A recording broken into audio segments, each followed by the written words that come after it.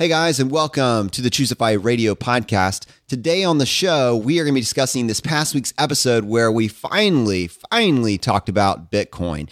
Got a lot of feedback on that, and actually, surprisingly, most of it was good. And that's a very polarizing topic, so I can't wait to get into it. After we finish that, we're actually going to bring in feedback from our community and talk about your thoughts, your ideas on the show. And in particular, Steve wants to share how he used an HSA to crush his tax bill, making it absolutely his frugal win of the week. Kelly has a question about 5 tips to give to kids that are prepping to go to college.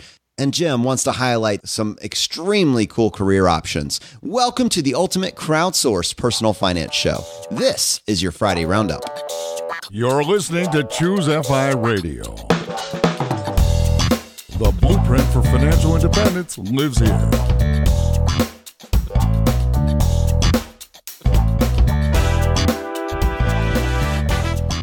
If you're looking to unlock the secrets to financial independence and early retirement, you're in the right place. Stay tuned and join a community of like-minded people who are getting off the hamster wheel and taking control of their lives in the pursuit of financial independence. ChooseFI, your home for financial independence online.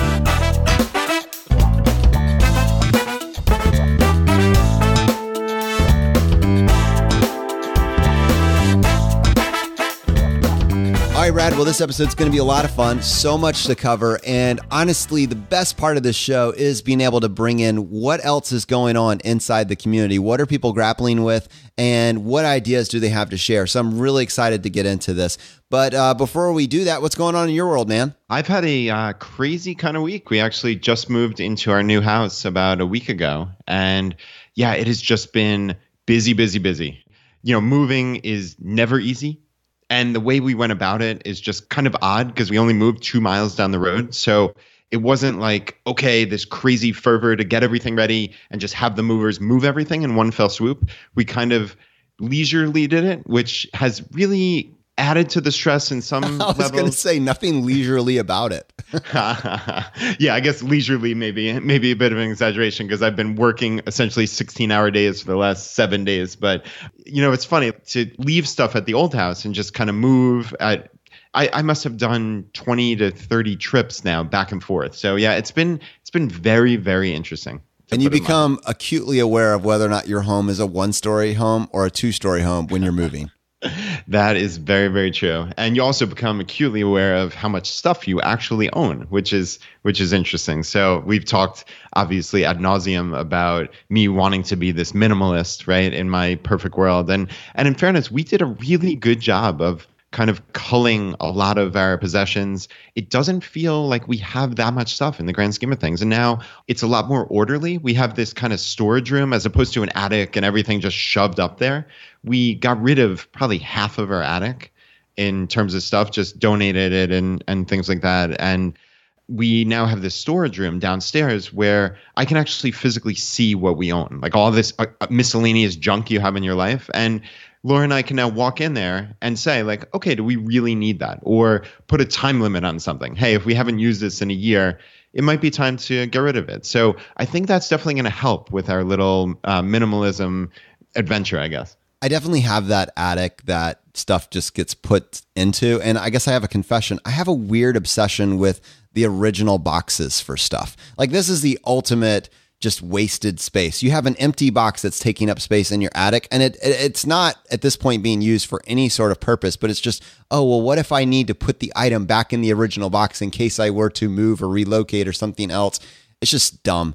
I remember at one point in time, when I was a college student, I had a Lancer. It was a Mitsubishi Lancer, and I moved, I think, 5 times over 5 semesters, and everything I owned could be fit into 2 to 3 car trips in this little Lancer. I can no longer make that claim. Yeah, I wonder how many Lancers full it would take now. That's the universal measurement stick for how much crap you have. A Lancer full. I like adding to the lexicon. Yeah, indeed. And yeah, it's been cool. We've had just a ton of help from our family. Laura's parents have been down here just working tirelessly. And my mom came into town and has been a huge help. And actually, my brother is visiting from Santiago, Chile, which is just really cool that he got to be here just in general to spend a handful of days with him. And actually, you're going to meet him in a little bit, which is neat. And yeah, just having everybody here in the new house and helping out, it's just been really, really wonderful. Yeah, and that's going to be cool. And one of the things with Scott, your brother, is that we were going to try to get him on the show some point this year. I think him and Rosemary, and talk about the Foreign Earned Income Exclusion Program, which is something that for expats and people that are living overseas, this yet another tool to put in the toolbox. I mean, he's someone that has actually benefited from this. Yeah, not only that, but international teaching is kind of a cool little hack that many teachers in the US don't know about. And I feel like for the FI community, people with adventurous spirits, it's something they should really look into. It is absolutely supercharged my brother's path to FI. It's almost mind-boggling, frankly. Like, he lives in this wonderful, safe metropolitan city and lots of culture. He works at basically the best school in all of South America. I think his total compensation package is somewhere in the vicinity of double what he was making here in Virginia. And they pay for his living expenses. And the tax rate is super low. It's like all these things you just keep adding on and adding on. And they have dozens of teachers at this school from America who are all these expats looking for this adventure. And it's just a neat community. So, I mean, it really kind of hits, Jonathan, all those boxes that we talk about with just the FI mentality generally. So it's a very cool thing. All right, more to come on that, but that will be a fantastic episode. Well, let's go ahead and just hop into this past week's episode with Miles. And man, every time he comes on the show, it's a value add. It's so much fun to talk to him. What a storyteller. Yeah, Miles is amazing. You can just sit back and let him weave that story. And, I think he talked for the first 10 minutes of the podcast, which was so cool. It was like this, hey, how did I get to use Bitcoin in the real world scenario? And I just thought that was neat because so much of the talk around Bitcoin and cryptocurrency is around this crazy speculation and, oh, is it going to go up 50% this week or down 40% or whatever it may be? But Miles is actually using it in a real world situation to pay someone he has working for him. And I just thought that was really cool. And I think what was so attractive about the way that Miles came into this, as you pointed out, was the utility. He found it solved a problem for him. And I think that's one of the criticisms that Bitcoin has had is this hype that's built around it is not based around how it's solving a problem. It's based around how much it's going to be worth tomorrow. You can't afford to miss out because tomorrow it's going to 10x overnight. It's going to 10x 6 months from now. And you could see that from Miles's perspective, that hype is actually frustrating. This is a futurist. This is someone that sees the value in it, but not based on this rabid hype that was so overwhelming in December of 2017, but as this is a record of truth. This is a guy that's in it for the right reasons. Yeah, he unquestionably is. And he was really very honest. We really tried to approach this entire episode not as some sensationalist thing or clickbait or any nonsense like that. It's just, this is obviously a topic. Cryptocurrency is a topic that is in the news, in the popular culture. And I know I personally just want to understand it a little more because it doesn't make sense to me on the face of it, like how there's any real value in these things. And I'm still not entirely convinced, but at least I understand the concept, especially when you hear someone like Miles talk about, hey, how do I pay a contractor who, with this crazy story of having to go to Western Union and then having to wire money and all this other nonsense and all this friction, right? That's the real issue, is the fees, the friction between passing money or value back and forth between people who may be somewhere in the developing world and are unbanked or have major issues with accessing banks or, like we said, fees and whatnot. Like, there are all these points of friction. And I do, on an intuitive level, understand the point, at least there with the cryptocurrency. But like Miles was saying, there are some major aspects of Bitcoin and the cryptos that are not achieved. He's saying a medium of exchange, right? He was saying that people really aren't taking it right now. You can't walk into your local grocery store and pay with Bitcoin. The fees are still pretty significant. There are some security issues, obviously. You hear about theft of these things all the time. He talked about a store of value where people thought of it as gold 2.0. But to his point, volatility is a major problem when you're talking about a store of value, when something could go up or down 50+% in a 1 or 2 week time span. That isn't what you would relate to a store of value. That's a speculative asset. There's a couple other points that come to mind too. Although he talked about wanting to use it, he wasn't actually using it at some point because of the volatility, because of how it's 10xing in value.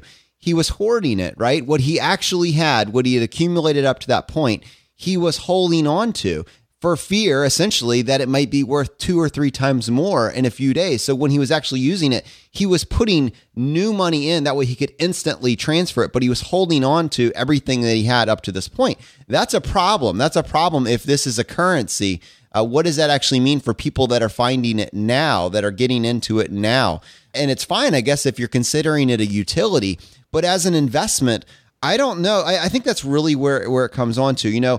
There was no hype around this 3 or 4 years ago. If you were someone that was excited about Bitcoin and you bought several Bitcoin for $100, God bless you. You've made a ton of money, right? I mean, you can laugh your way to the bank, or you could pull out what your initial investment was, and now you're playing with the house's money. I understand that. But I guess when I started that episode with that slightly tongue-in-cheek, hey, that 26-year-old that's got their first $10,000 saved up and they come to you and they want to invest it all on one Bitcoin, what would you say to them? Of course, I would say to them, no, that's crazy. And if you think that now today that this is a reliable place for you to make your first investment, what are you basing it on? You're not basing it on utility. You're not basing it on where you think this is going. You're hoping that you can double or triple your money. You're gambling. This is your first investment. This is a horrible choice for you. And that's why I kind of wanted to start there, because I have siblings coming to me. This is a very personal story. In December of this past year, I have family members who have never made a single investment in their entire life, who have never had any interest in the stock market, in index funds, in real estate,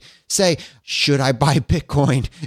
What is it going to do tomorrow? When is it going to do next week? Can I afford not to buy this? And that's stupid talk. And that's not where Miles is at. You got to differentiate this out. When you're talking about a speculative investment, you need to be able to afford to lose the money. It doesn't change Miles's financial outlook one iota in terms of his FI plan if that money disappears. I guarantee you he may more than made up for what he invested in it and is playing with the house's money at this point, and will gain a lot more if Bitcoin continues to gain mass adoption. But if it goes away, he's got other plans at this point.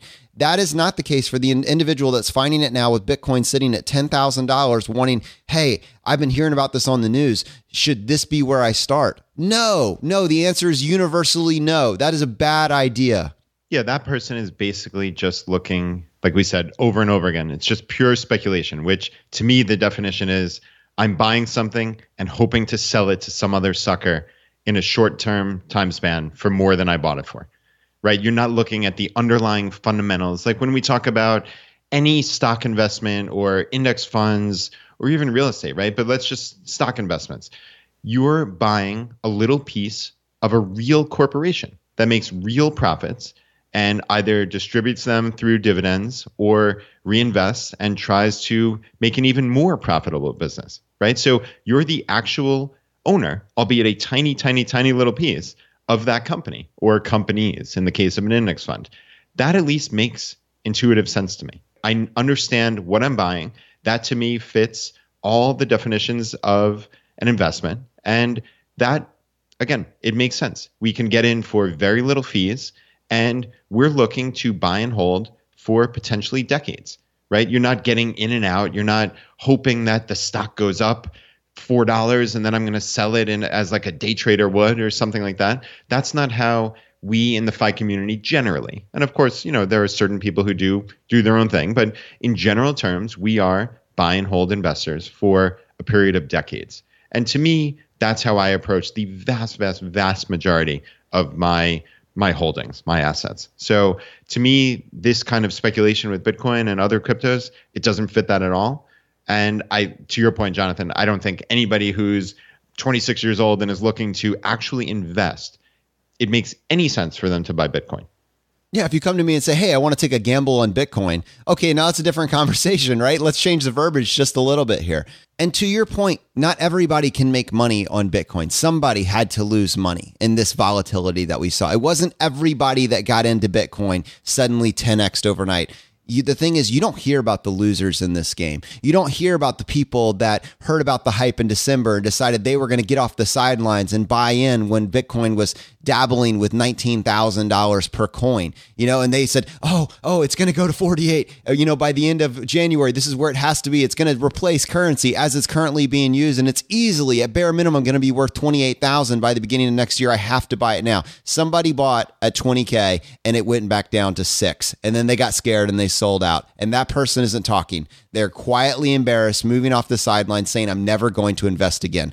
Don't let that be you. That should not be your story. That is a tragedy, and that is due to marketing and hype. It's based on fear, and it is absolutely something that is the antithesis of what we're about. We're looking for a simple, replicable path to wealth.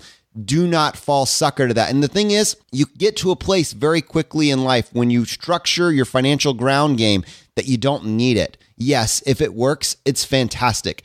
And if you're in a place where you can afford to take a little bit more risk, you can potentially get more returns, but you don't need it. You're not operating from this fear of missing out mentality that makes you do stupid financial decisions. Yeah, and Jonathan, that kind of weird, creepy sensation, as Miles described it in late 2017, I think that's kind of the signal that there's something amiss here. To your point about getting stock tips from your shoe shine boy, like Joseph Kennedy said, whenever you hear something, this is just my own view on life. When I hear something like that in the general population, where literally in December and maybe January of 2017, 2018, every conversation, you couldn't get away. You couldn't go one day without hearing about Bitcoin or other cryptocurrencies. That was crazy. I mean, that is to me almost the definition of, wow, steer clear as much as you possibly can. And also, when you look at the people who are these crazy Bitcoin investors, I think Miles was kind of alluding to this. You see all these YouTube videos of these 25-year-old kids driving around in Lamborghinis and talking about how they got rich and how you can too.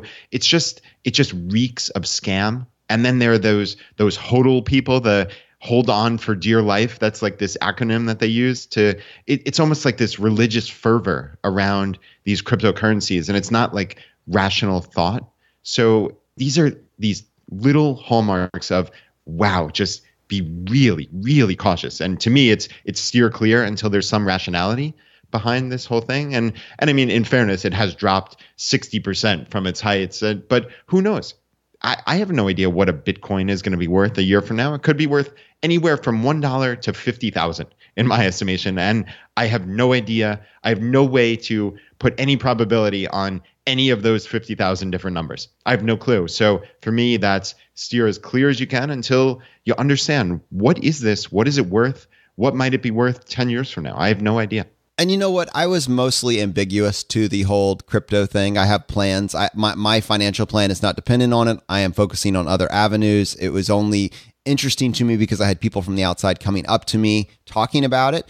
But I didn't particularly care one way or the other until I went to go purchase a video card so I could go do some video editing for my computer, and a video card that should have costed me $300 was retailing for $800. Like, you just couldn't find it. In fact, people were selling used ones on eBay for $800, and I questioned, what is going on? How is this even possible? Video cards have been around forever. What is driving this? And I just did a little research, aka Google, and I found out that the mining of Bitcoin is reliant on these video cards, putting like 5 or 6 of them into a computer bay, and it is sucking up more energy than the country of Denmark. That is how much energy is going into the void to mine Bitcoin. How is that even possible? In what crazy world do we decide that we need to create some sort of fake algorithm that requires computer chips, and we're just sucking up this energy for nothing? And I guess I could take a very eco perspective on that, and it's kind of selfishly now I'm angry about it because it's costing me money to buy a video card. But just objectively from the outside, that just sounds dumb. Why are we doing this? It just doesn't make sense. PayPal doesn't need this. If this is just a form of transferring currency, why do we need to have these video cards that are involved in this. And sure, okay, fine, a video card. But more importantly than that, in a country, in a world, in a global climate, we're all focusing on energy conservation. We're going to have this one random currency that's sucking up more energy than an entire country, and then an entire country. That's crazy talk. Jonathan, you're going to become an eco warrior. We heard last time it's the garbage pile bigger than France. Now it's energy more than Denmark. This is I'm very impressed by you. I know it's totally crazy, but I was so angry when I had to go spend way more on a video card than I was fully anticipating. I was like, well, I could wait for crypto to crash again, but I just don't know when that's going to happen. So yeah, I had to pay at least 20% more than I was expecting on the stupid video card.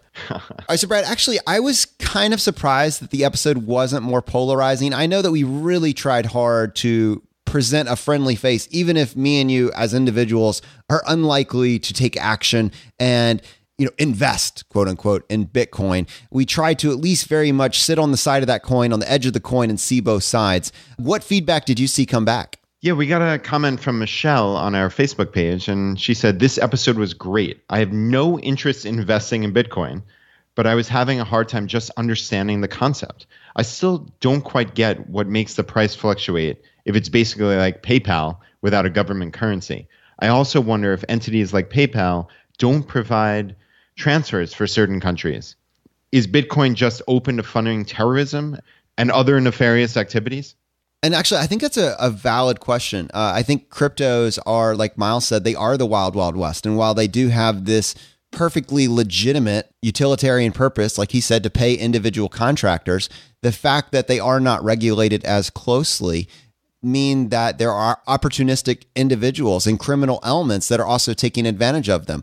Like, for instance, you can lose millions of dollars overnight if you lose control of your wallet, right? I mean, that practical realities are, I know individuals that own millions of dollars, quote unquote, and in current valuation based on where Bitcoin is now, that would be afraid to say publicly that they have this Bitcoin, because it does invite this certain element. I mean, it can, to some degree, it can be just outside the law.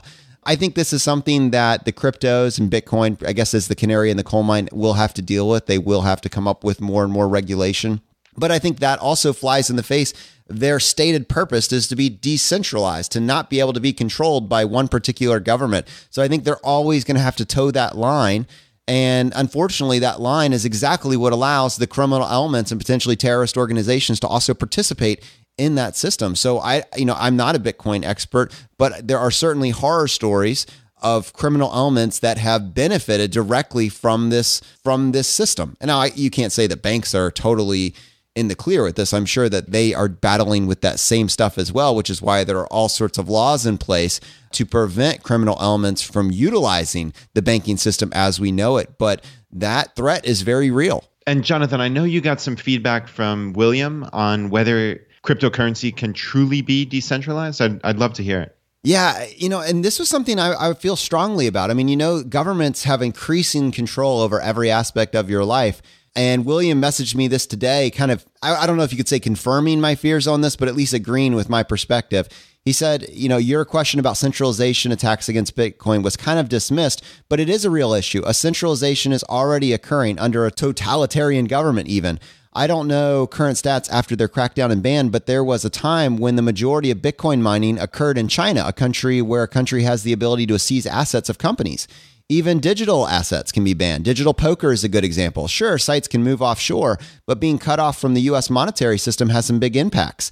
Bitcoin isn't such a great investment if you can't get your money out of the ecosystem and into something where you can actually spend where you are living. And that was kind of my point as well. Sure, you can't track down the servers because they're all over the cloud, but you can make it illegal to get your money out in this particular country. And I think Miles at least responded to that in a very forward-looking way, talking about how there's a competitive advantage for other countries to allow it. But it would be kind of a big deal if a few countries banned crypto altogether, and it was just a way that maybe, I don't know, third world countries can interact. It kind of limits its utility. Yeah, and it's hard to know, frankly, where this is going to go. But yeah, thinking about these things, that's the important part. So we will see, and certainly stay tuned.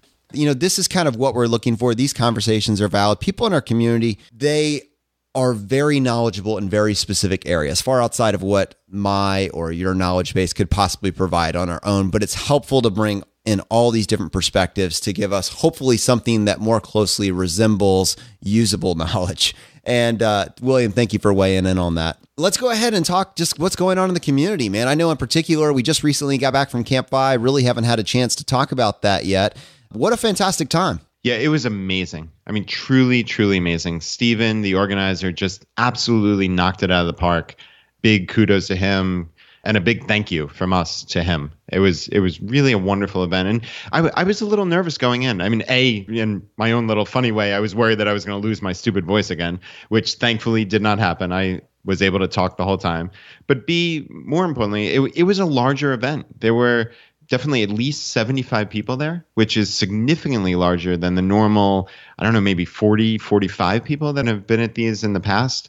So I was a little worried that I wasn't going to get to know everybody or even have 5 minutes to talk to every single person. But I found that I had many, many in-depth, hour-long conversations, so much so that it seemed like a regular, if you will, quote unquote, a regular Camp FI. So, Jonathan, what did you think about the number? Yeah, I think it's good. I mean, I was thrilled with it. I think that there may be some limiting beliefs on how many people you can have at these different events. And I think it's just, what are you trying to create? What are you going for? And I think that Steven found that blend. I think that one of the things we almost take for granted is that because we're collectively in the FI community, we have so much in common. Now, we have a diversity of experiences. We're coming at it from different places. But when you have so much in common, people that would maybe traditionally consider themselves introverts truly can find like minds to get past the small talk and really, talk about what they're passionate about, what they're exploring, what they're struggling with, that sort of thing. So I saw Military Dollar did a write-up on it, which I will link to in the show notes. And she basically called it a summer camp for money nerds, which was perfect. I mean, you really did have the full gamut of activities that you could explore. And if you wanted your alone time, you could get away from that. And there was still things that you could do. You could go for a run, go for a bike ride. But if you wanted to come in and hang out with individuals, there were so many different options, board games, canoeing, high ropes course, and then just plenty of conversation. And when you blend that with the very focused talks that we gave, like Big Earn talking specifically about the 4% rule in person, how powerful is that? Justin talking about pre-retirement versus post-retirement budgeting. And then Hunter coming in and talking in particular about biohacking. It really was this incredibly comprehensive, fun weekend. So I just kind of happened to see in the Camp FI Facebook page, so many people that finished up with that group said, okay, I've got to go back. I'm going to Southwest. I'm going to Camp FI South. I mean, just immediately saying, I got to do another one of these this year. I can't wait till next year for this. So I was thrilled to see how relaxed and how consistent the atmosphere was, going from, a Florida event, which we had a fantastic time, but just seeing that it can be replicated. It's something that people are looking for this and enjoying. And when it works, you're very excited to see it take off. Yeah, and it certainly works. Steven has hit on a pretty solid formula. I know the actual location was very similar to the one in Florida, even though this was just another retreat center in Virginia. And yeah, like you said, it was amazing. I wonder how many tickets Steven sold for the one in Arkansas and the one in California, just from the people who were there in Virginia, because it certainly seemed like probably a couple dozen of them were just so enthused that they were going out and buying tickets almost immediately. And there definitely still are tickets available. So if anybody listening to this is interested in joining those events, it's just go to ChooseFI.com/Camp FI. So let's go ahead and bring in some feedback from our community, Brad. And I thought we could start with a frugal win of the week. And actually, this is from Steve, and he says it's a frugal win of the week, the month, the year. And Steve says, I've been binging on all the episodes of ChooseFI. I'm not done yet, but I had to share this. I did our taxes for 2017. And between my full-time job, my wife's part-time job, and my wife's side hustle, we had a federal and state tax bill of about $1,950. I looked for ways to lower this, but I couldn't find anything. Then I got an email from my HSA administrator reminding me that we could still contribute to our HSA for 2017. Since I only entered the FI world last November, I was contributing $50 a paycheck for all of 2017. My company contributes $700 a year, so my total contribution was only about $2,000. That left me with $4,750 I could still contribute for 2017, as long as I do it or did it before the April 17th, 2018 deadline. I immediately made the contribution and my taxes changed dramatically. Now I get a federal refund and my state bill got cut more than in half, leaving me with a total tax bill for 2017 of about $125. The beauty is I could pull this money right back out of the HSA since we went well over that amount on medical expenses for 2017, but we're going to leave it in the HSA and let it grow. How incredible is that? That's a really cool frugal win. I love that. Yeah, that's a frugal win of the year without question. And to be able to pull the money right back out, because obviously they must have had these receipts just ready to submit. I mean, that is a really, really cool hack. Just talk about the perfect FI hack, right? You're really not doing anything. You're technically putting it in this account for, in this case, probably a couple days or maybe a couple weeks at the absolute most, and then just getting the money back, but getting that tax deduction in the meantime. I mean, that's just remarkable. And Brad, any frugal wins on your part? Yeah, I actually did, and I owe this to you. You talked last year at some point about that really cool Amazon.com price tracker called Camel. So, right, it's camel.com. What an unfortunate name. It's a bizarre name, but it works though, right? It definitely, it's hard to forget. That's for darn sure. And since you told me about this, I've really started using it. And basically, essentially any product at Amazon, which is more or less any product that you could ever want to buy in the world, basically, you either just type in that name at camel, or you just take the Amazon, the identifying number, it's the ASIN number, and just plug it in at their website, camel, and you create a price tracker. And what happens is you get to see a graph of the price. Basically, I think it's for the last year, maybe. There might even be, it looks like a year. You get to see how much the price fluctuates on that item and really every item that you enter. And frankly, I was like blown away by how much variation there was just on random things. Like I've already used this twice now. So I bought a squat rack for my home gym, and this thing was going for like $300, but I saw that once or twice a year, it drops down below 200. I wasn't in any rush to get it. I put a price tracker on it, and I think I got it for, I forget the exact number. It was like 195 or 197. So that was a fantastic win. And then we've been eyeing, since another little Jonathan thing is buying board games, right? So we've been eyeing Settlers of Catan for quite some time and just haven't pulled the trigger on it for whatever reason. But I saw that it's normally somewhere in the vicinity of like $35, but every now and again it goes like below 25. So it actually dropped down to like an all-time low of, I think I bought it for, $23.85, and got that price tracker email and just bought the thing. So it was real. And actually today, it's just a week later, it's already up to $35. So that's how much variation there is on Amazon pricing generally. So that's the real takeaway for the audience here is you would be shocked at how much these prices move. So anything that you're thinking about buying, even in the next year, or, hey, I might like to buy that, like these board games that Jonathan does. I know you have dozens of these price tracks on these games because you don't want to buy it at retail price. But if it goes down 50% or something, hey, maybe it's worth it at that point. So really, anybody out there listening can take any product you're looking to buy, plug it into Camel, make an account there, and just get these emails. And then you decide, hey, wow, this hit my price. Should I buy? Yeah. And it's so cool, right? It is. And it's a little bit addictive, unfortunately, which is why I think I still have like 5 or 6 board games that are still unopened because my ability to purchase them was exceeding my ability to play them. But it's so powerful. And you'd find a game and you'd see the price and you'd be like, all right, I'll see you later, because you can get such a great deal on them. And it's crazy, the variability. I would say there are items that have variability and items that do not. You'll go on a Camel and you'll see that this item has changed price one time over the last 36 months. All right, that's probably not going to be a good one for this to work on. But board games, they change every month, every day, multiple times a day. And the variability is easily up to 40, 50%. So yeah, and that's like the perfect. And also another one is if you're purchasing stuff for like an upcoming baby. So you have a baby that's going to be arriving in the next 9 months and you need to do like a baby registry or anything along those lines. Massive variability in baby products. So that would kind of go against the frugalist aspect of what can you get for free. So maybe go with that one first. But on the other side of that, if you are going to be buying stuff retail, this would be definitely the way to do it. So Brad, we got a question from Kelly. If you were going to give advice to your college-age daughters about personal finance, but you want to keep it limited to 5 bullet points, what would they be? These points need to be simple and memorable, but if followed, will provide the foundation for a good, financially fit life. I have tried to do this exercise myself, but it's harder than you think because there's so much you want to share.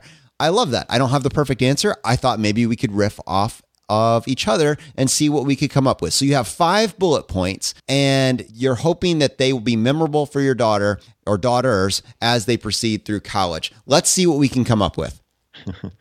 All right. This is always frightening to be thinking about this right off the top of your head because almost invariably you're going to come up with something that you wish you added. But yeah, it'll be fun to kind of go through it. So, all right, my first is save at least 50% of your income. This certainly hits the kind of bullet point type thing, and it's definitely memorable.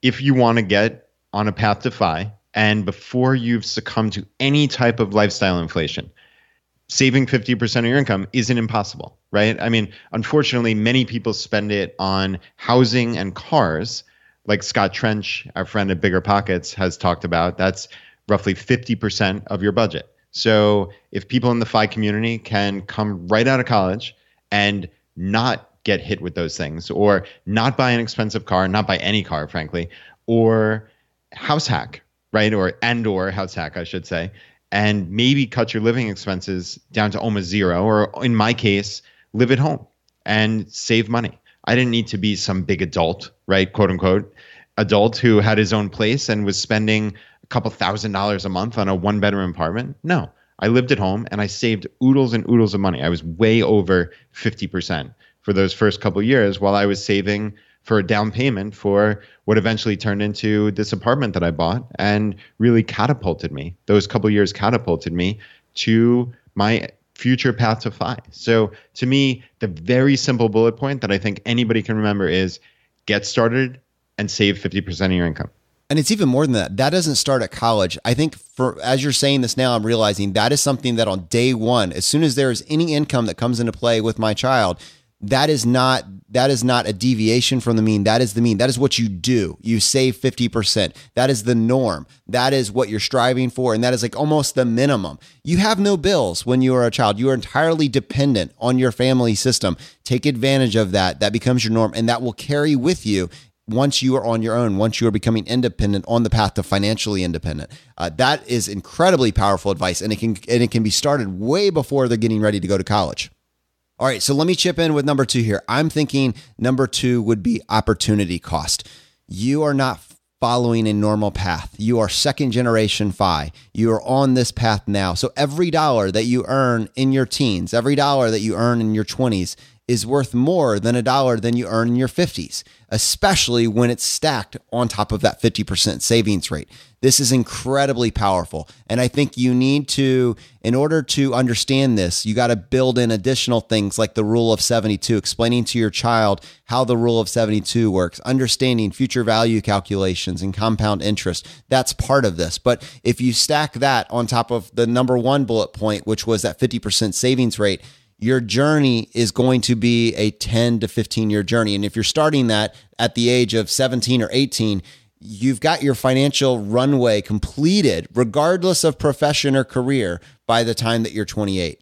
Yeah, an opportunity cost is a very powerful concept. And I'm not sure that hits necessarily the bullet point of memorable, but maybe memorable just in that it's kind of an odd phrase. You don't hear it all that often, but I guess on this podcast you do. But it's really what is foregone when you make a decision. So every decision in life has an opportunity cost because you're giving up every other possibility of what you could have done, right? That's what a decision is. So there is opportunity costs inherent in everything. And I know we've talked about that recently, Jonathan, with college, right? College, there's a huge opportunity cost. What would have happened if you and I didn't go to a 4-year college and spend a good bit of money and we had started working as an electrician's apprentice at 18 years old? Would we have reached FI at 26? Maybe. I mean, it's unknowable, obviously, but again, I'm just trying to illustrate there's opportunity cost. I spent 4 years at an expensive liberal arts college, and albeit got a nice accounting degree that I could get a job from, but that was 4 years of foregone earnings and the amount of money that I spent, right? So that's the opportunity cost there. So I think that is just an important fundamental concept mentally for life, is the concept of opportunity cost. It's what you're giving up when you make a decision. All right, Jonathan, for me, number 3 would be long-term, low-cost investing. So for us, it's index funds, specifically, let's say, S&P 500 or total stock market index fund. Of course, there's room for discussion around that. But generally speaking, we like to buy and hold. We like to make investing simple. Okay? We believe that we are not going to outsmart the market over a 50-year period. No amount of study, no amount of effort is going to lead us, in our estimation, to beat the market. So I'd frankly rather not try and incur all those costs, right? There's costs every time you sell, every time you buy. There's all these commissions. There are taxes when you actually realize a sale of a security. So there's lots of friction that's built up when you actively trade and when you actively manage. In terms of fees, like active managing, I'm talking about with mutual funds. So I would prefer always to invest in low-cost index funds and just let this ride for decades. Just keep on buying through ups and downs. Don't get worried about stock market corrections or crashes or even crazy run-ups. Those things happen, and they will obviously happen over a 50-plus year investing life. But you stay the course. You keep investing month after month with any excess money you have. And of course, we can always talk about different investments like real estate. There's certainly room for that. But for me, it's if you can make the centerpiece of your investing life low-cost index funds, then you're going to have a pretty successful life for decades to come. And I think part of that wasn't addressed is this idea of removing resistance. And as a parent giving this advice to your kids, you can help with this. Your child should know how to log in to an account, to see their funds, how to actually purchase additional funds, and then be able to view that over time. You know, this is one of these skills that many people don't learn until their 30s, don't learn until their 40s. They've lost that window. If you have already been able to coach them through the process and help them set up those accounts so they have that Roth, basically set up as soon as they get that first job at the age of 13 or 14, and they're saving 50% of the income, and that's done. And they've actually been helped to purchase that first fund and then track what that is actually doing. It becomes real. And then now it's not one of these things that gets kicked down the road into their 30s. And now they're at the age of 35 and they're figuring out how to do this now that they finally have a positive net worth again, that they've paid off all of their student loan debt. Now they're thinking about this sort of thing. Rather, this was built into their educational process at a much younger age. You can't get back that time, but if it's already set up for you, it can be very easy to continue with that framework. So I think for number 4, Brad, I want to talk about both career selection and multiple income streams. So for career selection, for the FI community, if once you're saving 50%, we're looking at a 10 to 15 year timeline. This is not the job that you are doing for the rest of your life. This is a tool. Your career is a tool to get you to financial independence. That may change how you select it. I think that there is several cultures, and probably it goes far beyond a particular culture, that feel that there are only 4 jobs worth getting. And they are in the STEM world. And so everybody needs to be, a doctor or in a medical profession, an engineer, an architect, or maybe there's another one in there that I could tie to that. But this is very, very misleading, very misleading. I mean, that views your career as your identity, and your identity being something that you're going to do for the next 40 or 50 years. Going back to what we talked about with opportunity cost, your career, your profession is a tool to get you to financial independence. And if we figure out a way to get to a 50% savings rate, it does not really matter what particular profession you choose. In fact, I would encourage you to find something that you love doing. Make sure all the numbers work. Make sure that it's going to allow you to hit that median income and that you're going to be able to, race toward this path of financial independence. But I don't think you need to limit yourself to these 3 or 4 professions that society tells you have to do. Your timeline is 10 to 15 years. So you just got to think about that and weigh that into it. And then the other path to that is multiple income streams. Don't be 100% reliant on your job. There's so many, it's almost cliche, How many movies talk about that soldier, that foot soldier that did everything they were supposed to do and then just got sacked at the end of their, towards the end of their profession as they were expecting that guaranteed pension or that guaranteed whatever. Their job let them go. Job security is you having a strong financial ground game, you not relying solely on that W-2 paycheck, you having other things in place for you, never being willing to settle and not consider entrepreneurship. What if you can start thinking about entrepreneurship as a kid where you have multiple small businesses? Maybe they take off, maybe they don't. You look into real estate and you get some sort of real estate venture. That's a weakness for me, something that I'm scared of, but don't be scared of it. This is a journey. This is exciting. Think about how you can start to create passive income for yourself and your future family down the road. This is your life to live, and you don't need to settle for this one predictable 40 to 60 year path to traditional retirement. Do what you love and find a way to monetize it along the way. Yeah, and Jonathan, to your point about it not just being those couple of careers, those high prestige careers, that is so important. It almost doesn't matter in a sense. And I don't say that lightly, and maybe that's not as precise as I want to be possibly, but you don't need to have one of those high prestige careers to achieve FI, certainly. And sure, maybe a high income would help, but it's always that path. It's about that savings rate. It's about getting started early, right? These are the important things. I talk about my brother sometimes about how when he graduated college and he went to one of the best schools in the country, but he got a psychology degree and he didn't have a job coming right out like I did with an accounting degree. So he lived at home and he worked as a waiter and a bartender. Now, those aren't technically high prestige careers, but what he did was he saved just like me. He saved 80 to 95% of his income. And by the time he got, in his eyes, a quote unquote real job teaching, he had already saved, I forget what the exact number was, but certainly tens of thousands of dollars. And is that some poor waiter and bartender at some chain restaurant? No. In my estimation, that's someone who is wealthy. That's a 24-year-old kid at that point who is pretty wealthy just because he followed the FI mentality, even before he knew what the FI mentality was, right? It's just cutting your expenses and saving as much as you possibly can. So yeah, I mean, that is real crucial stuff to me. And I guess for number 5, I would say, just to sum up this entire way of life, is think a little bit differently. Think a little bit differently about everything.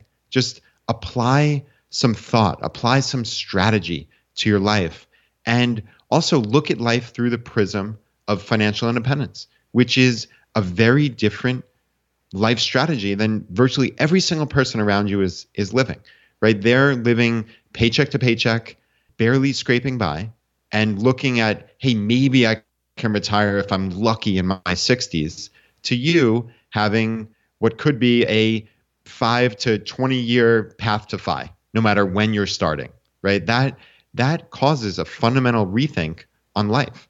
We just had that email before from Steve talking about his HSA. That's a perfect example of thinking a little bit differently. He realized, hey, I have some room in this account where if I get it in before April 17th, before the tax deadline, I can get a tax deduction and then literally turn right around and get reimbursed for them because I have the medical expense receipts sitting right here. And that saved him, according to him, a couple $1,000s. That is a remarkable thing. How many people in the general public are thinking that way? 1 out of 100? 1 out of 1,000? I mean, I don't know precisely, but it's pretty darn low. So to me, it's those kind of things. Just look at life as this fun game to win at, and just think that little bit differently. And yeah, just in summation, and Jonathan, of course, I want to hear what you think, but it's this strategy gives you this power. It gives you this ability to take control of your life. And it's really worth it. And that's about the best way I can describe it. I agree. Mic drop. Thank you, sir. And Kelly, thank you so much for the question. This is so useful for us to kind of work through this stuff, and hopefully for our audience, for the community at large. I really am happy with how this came out. I mean, this is exactly, if you can communicate these concepts, and it doesn't have to be to your college age kid. If you can start building a framework of how money works and how the world should work, if you can start instilling these concepts and ideas to your kids, this is what the curriculum for second generation FI looks like. This is absolutely it. If they get to their teen years, if they get to their college age years and are embracing these ideas, they're set. You have done what you needed to do to give them a good financial ground game. Everything else will fall into place from there.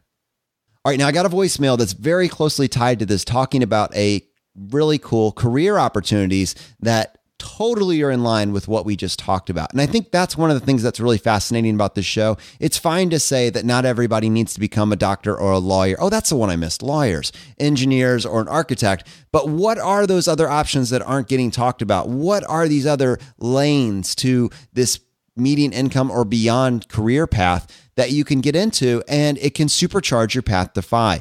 Jim called in with a voicemail that he wants to share. All right, I just want to start off and thank you guys, of course, for the content you're putting out and the community you've brought together. Greatly appreciate it. I'm enjoying it, being in the Facebook group and hearing everybody's stories. Just wanted to briefly and hopefully coherently highlight a couple of fairly common careers that me and my wife have chose that are helping us on our path to FI. I know you love talking about second generation FI, and while my family never really spoke about finances at all, when I was growing up, and at least about to finish high school, I look around and my father and both my uncles are retired in their 40s and are financially independent. The thing they all had in common was they were retired firefighters. So that's what I did. I became a firefighter, and I got hired on my department when I was 21 years old with no college degree, making a very decent income, which has only gone up from there. Obviously, the way that is going to help me on the path to FI is, number one, there's a government pension. If things stay the way they are and I do a 25-year career, which, by the way, would put me retiring at 46, my pension will be more than double my FI number, basically, on my yearly income.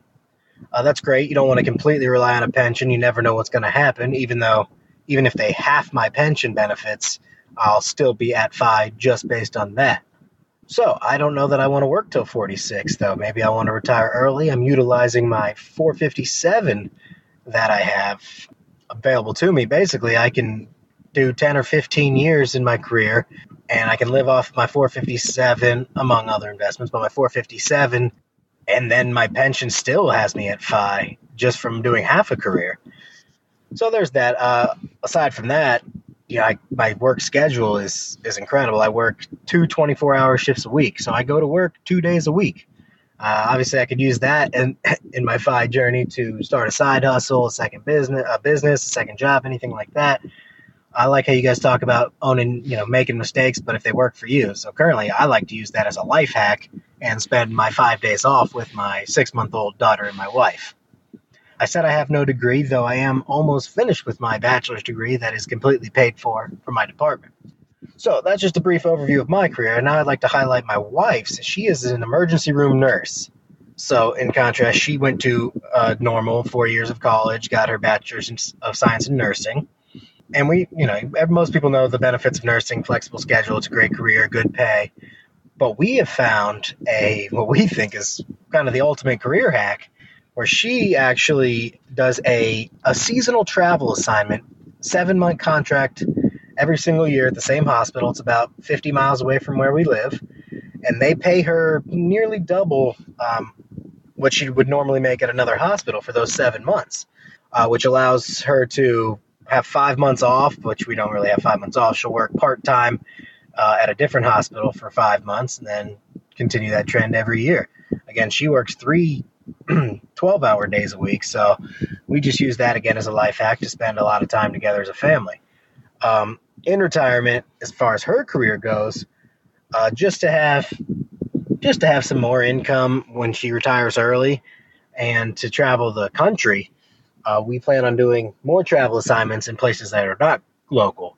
We can travel, do 3-month, 4-month, whatever, 6-month contracts, so we can travel around the country, and they'll pay you handsomely and put you up your lodging, pay for your housing during that time, generally speaking. So that's just a basic overview of a couple of careers that can be utilized very well in the path to FI. Again, thank you for everything you guys are putting out. And any other questions, I'm on the Facebook group. Please contact me.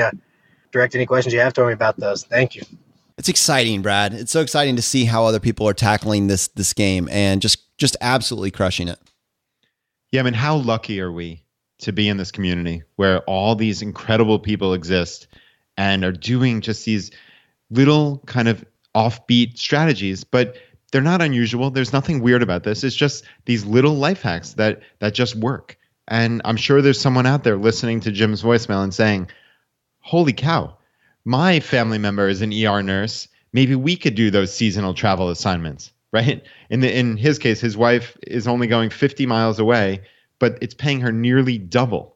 And then they have this thing where she's working 3 12-hour days. He's working his 2 days and then has 5 days off a week to spend with his wife and the 6-month-old. I mean, it is just really, really cool. Jim, what an awesome voicemail. Thank you.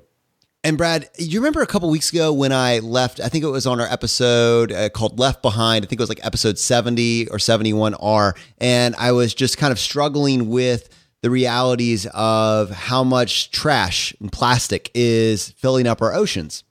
Yeah, you bet. Well, I just saw an article on my homepage. It was under the tagline, World-Changing Ideas. The revolutionary giant ocean cleanup machine is about to set sail. Boyan Slat dropped out of school to work on his design for a device that could collect the trillions of pieces of plastic floating in the ocean. After years of work, it's ready to take its first voyage. This is amazing. And there's one additional paragraph. It said, some scientists have been skeptical that the idea is feasible, but Slat, undeterred, dropped out of his first year of university to pursue the concept and founded a nonprofit to create the technology. This organization, Brad, actually raised over $2.2 million in crowdfunding. And by the end of 2018, the nonprofit is saying it's going to be able to bring back its first harvest of ocean plastic from the North Pacific, along with concrete proof that this actually works. They are expecting to bring in 5,000 kilograms of plastic per month with the first system. And if they can get a full fleet of these, the organization thinks it can collect half of the plastic trash in the Great Pacific Garbage Patch, the one that I was talking about, around 40,000 metric tons within 5 years. This is what it looks like to find a problem and solve it. This is incredible. And I just, if I was kind of depressed that week, I'm blown away that this is actually happening. Oh, that's so cool. I'm sure you will keep us updated over the months and years. And yeah, I love that you are basically searching for this so much that probably Google and Facebook are serving it up to you in their You little are algorithm. So right. That's exactly what it is. Google knows me too well. That's fantastic. All right, man. Well, unfortunately, that's going to bring this episode to a close. Now, as you guys know, we like to finish every episode by doing a drawing for a copy of a book that we have found useful. There's 3 books that we offer. We have J.L. Collins' book, The Simple Path to Wealth, Dominic Cortuccio's book, Design Your Future, and Vincent Puglisi's book, Freelance to Freedom. If you want to enter this drawing, it's super simple. All you got to do, just go to ChooseFI.com/iTunes, follow the instructions there, and leave us a short written review either on iTunes or Stitcher.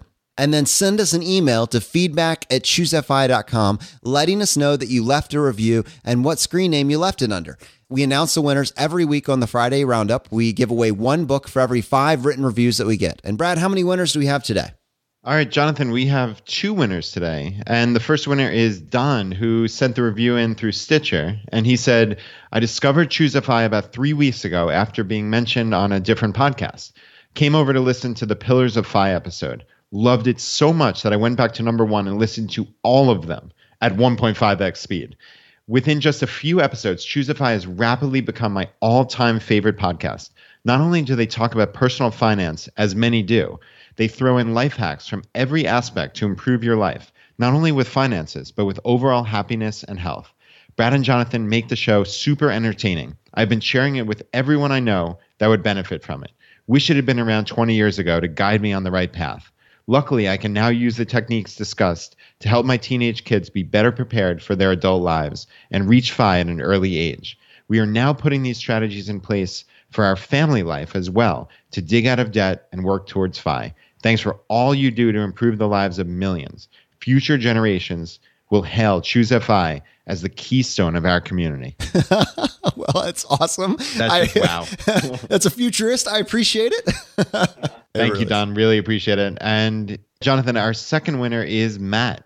And Matt says, consistently practical and inspiring. If you found that Dave Ramsey's baby steps ended too early, this is the podcast for you. ChooseFI dives into the finer points of being a steward of your resources, taking responsibility for your past choices, as well as your future choices, and provides countless contrarian views to the assumptions of daily life. Brad and Jonathan are quick to invite different opinions and admit when they have been wrong or haven't done something justice. Today ends my month-long bender of listening to ChooseFI back catalog, 143 episodes of practical, thought-provoking, inspiring, balanced personal finance theory and life hacks. This was the first podcast where I slowed playback speed down to 1.1 so I can soak up the finer points of concepts that I could not grasp on my own. Example would be the IRA conversion ladder. I'm so thankful for the Friday roundups in which the host and the community break down the Monday episodes, looking further in depth, providing greater context, or stepping through real-world examples with math to put flesh and bones on financial concepts. I pepper my poor wife with podcasts and articles, and this is the first podcast where she has requested that we keep listening at the end of an episode. This is leading to true perspective change for us and is reaching my wife in ways that meet her where she is, where mustachian face punches could not always reach. The fire is spreading, thanks to you, my friends. Matt, thank you so much. We're truly grateful and unbelievable. You went through 143 episodes in 1 month. You understand the limits of my vocabulary. All right, guys, if you got value from the show today, if you got value from the episodes up to this point, take 1 second, press the subscribe button on the platform you're listening to this on. It just lets the providers know you're getting value from the show and you want to be here when we produce additional content. The fire is spreading, my friends. We'll see you next time as we continue to go down the road less traveled. You've been listening to ChooseFI Radio Podcast, where we help middle-class America build wealth, one life hack at a time.